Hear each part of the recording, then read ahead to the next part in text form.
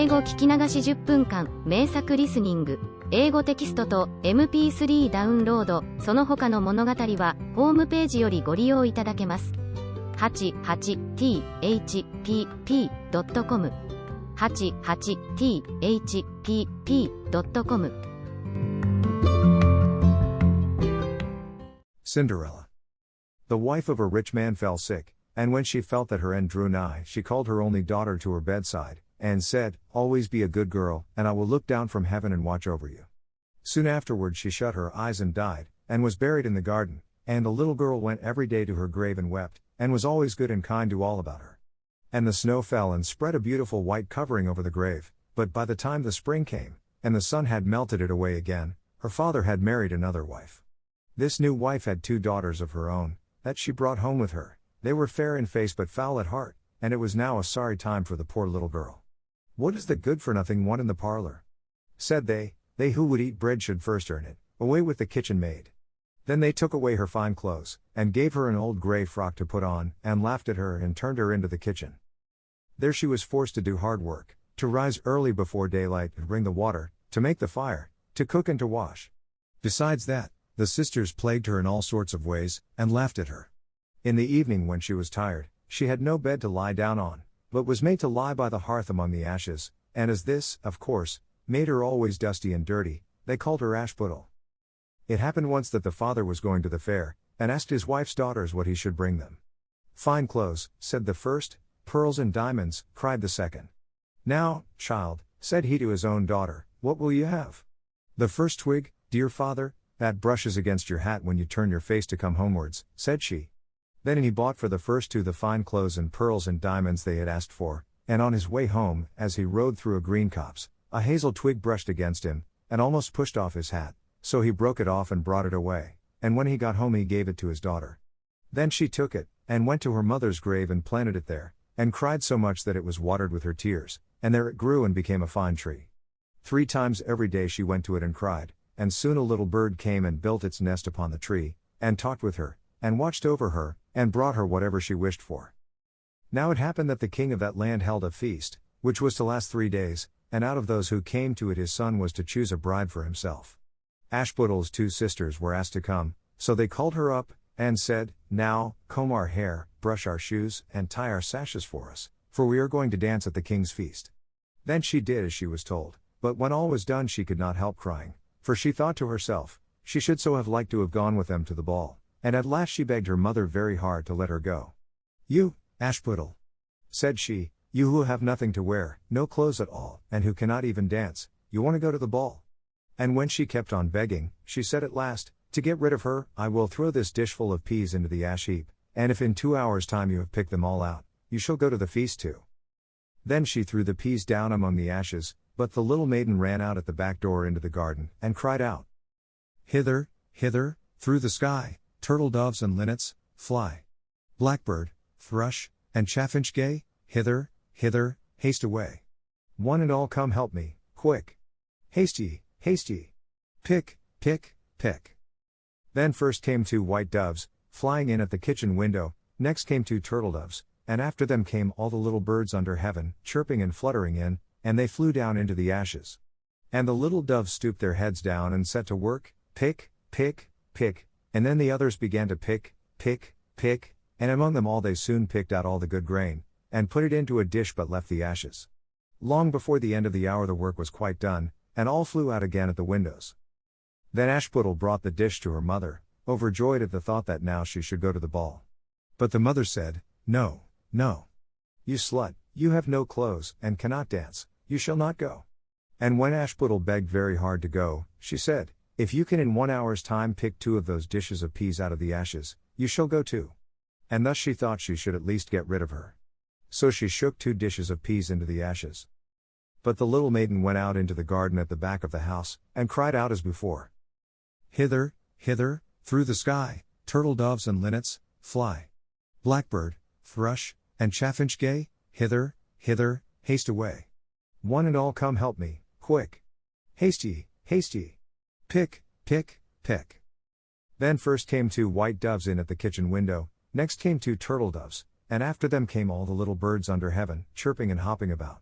And they flew down into the ashes, and the little doves put their heads down and set to work, pick, pick, pick, and then the others began pick, pick, pick, and they put all the good grain into the dishes, and left all the ashes. Before half an hour's time all was done, and out they flew again. And then Ashputtel took the dishes to her mother, rejoicing to think that she should now go to the ball. But her mother said, "It is all of no use, you cannot go, you have no clothes, and cannot dance, and you would only put us to shame," and off she went with her 2 daughters to the ball.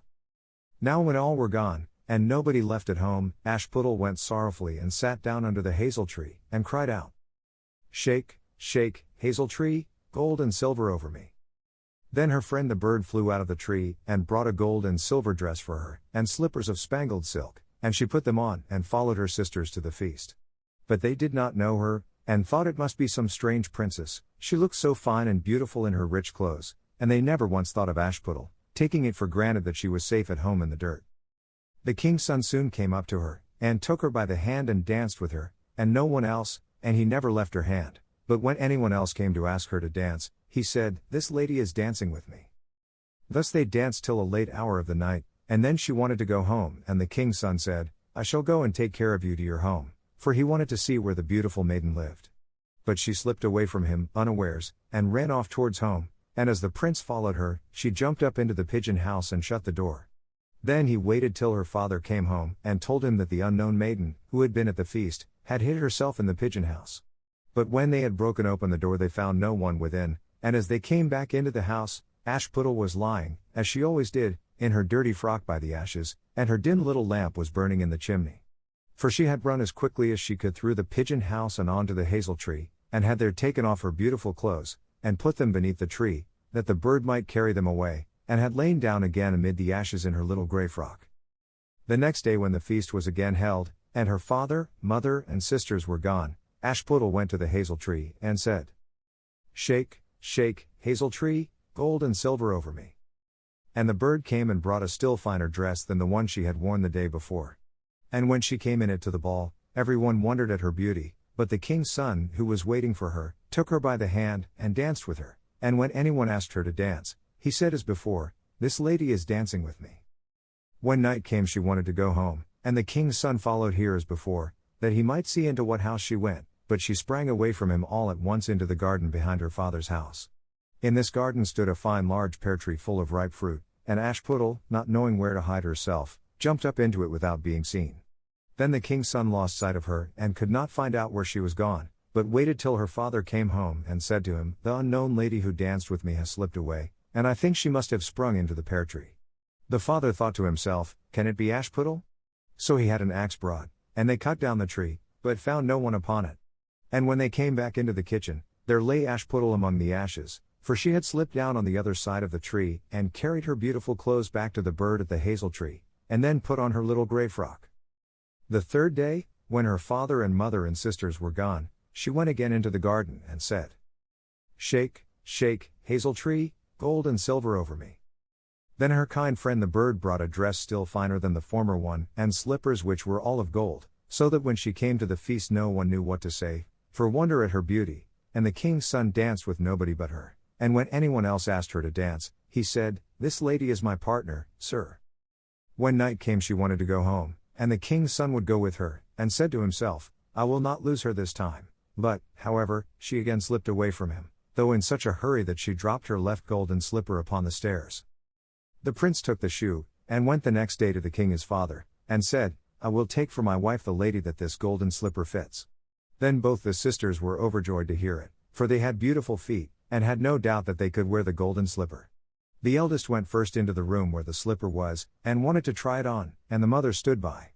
But her great toe could not go into it, and the shoe was altogether much too small for her. Then the mother gave her a knife, and said, "Never mind, cut it off, when you are queen you will not care about toes, you will not want to walk." So the silly girl cut off her great toe, and thus squeezed on the shoe, and went to the king's son.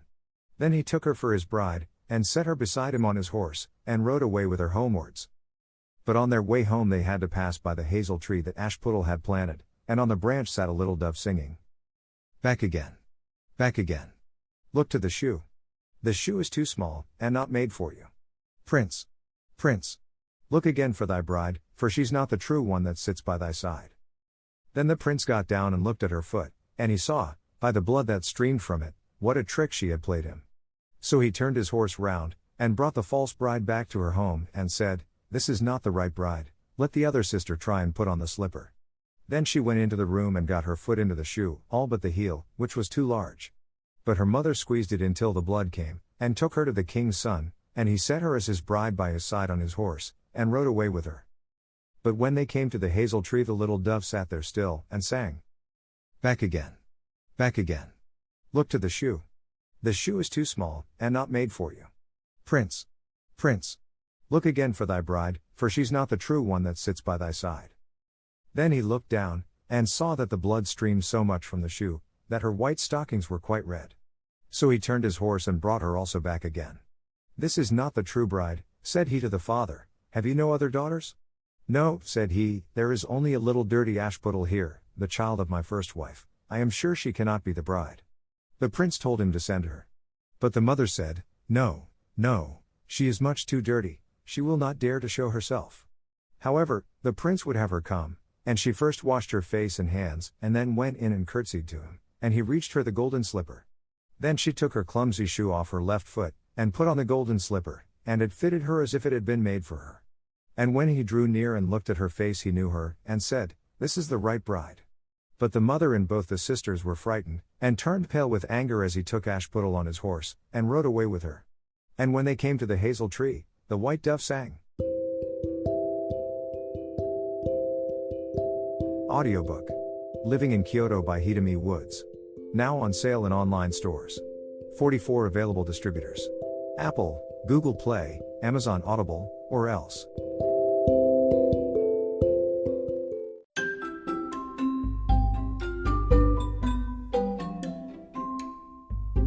大好評。ヒデミウッズがデザインしたとってもかわいいオリジナルグッズが手に入る。トートバッグ、缶バッジ、ステッカー、T シャツ、トレーナー、パーカー、文具、その他いろいろ、エリゼン .com で見てみてね。erizen.com erizen.com エリゼン .com。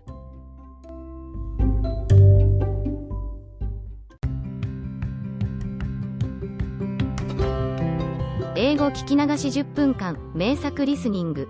英語テキストと MP3 ダウンロード、その他の物語はホームページよりご利用いただけます。88thpp.com 88thpp.com